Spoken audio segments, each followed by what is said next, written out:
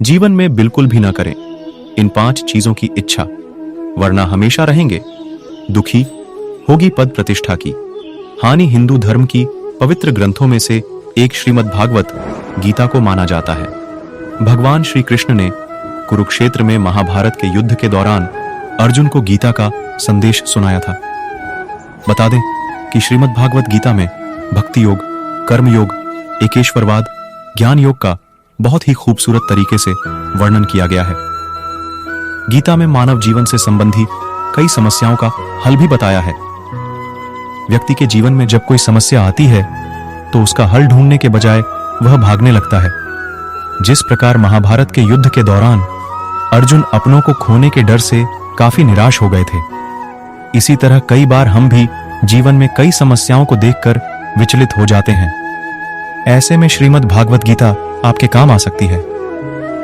भगवान कृष्ण ने गीता के माध्यम से व्यक्ति को सुखी जीवन जीने के कई तरीके बताए हैं। ऐसे ही उन्होंने ऐसी 4 चीजों के बारे में बताया है जिसकी इच्छा व्यक्ति को कभी नहीं करनी चाहिए। इससे उसकी को कष्टों का भागीदार बनना पड़ता है। पहला पराया अन्न। श्री कृष्ण कहते हैं कि व्यक्ति को अगर अपना या फिर घर के सदस्यों का पेट भरता है तो खुद मेहनत करते कमाए गए पैसों से खरीद कर भरें। किसी दूसरे के अन्न में खुद का हक न समझें, क्योंकि वो अन्न भी किसी के द्वारा की गई मेहनत के बाद ही मिला है। ऐसे में अगर आप पराया अन्न की इच्छा रखते हैं, स्वास्थ्य पर अच्छा असर नहीं पड़ता है। दूसरा पराया धन। कभी भी दूसरे को धन को अपना नहीं समझना चाहिए। अगर आपने किसी का धन छल से ले लिया है तो उसे कई गुना अधिक चुकाना पड़ सकता है। यह धन स्वास्थ्य, शिक्षा या फिर किसी अन्य तरह से खर्च हो सकता है। तीसरा पराया दान। हिंदू धर्म में दान का विशेष महत्व है। दान करने से पुण्य की प्राप्ति होती है।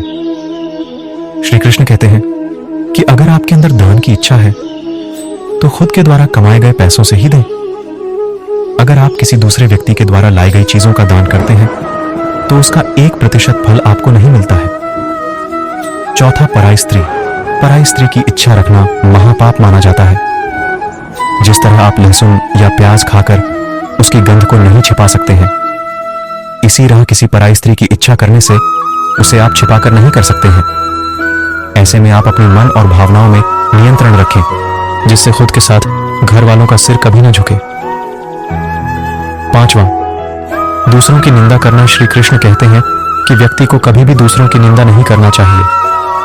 इससे वह दूसरों की ही नहीं बल्कि खुद का नुकसान करता है। निंदा से किसी भी मनुष्य की बर्बादी शुरू हो जाती है।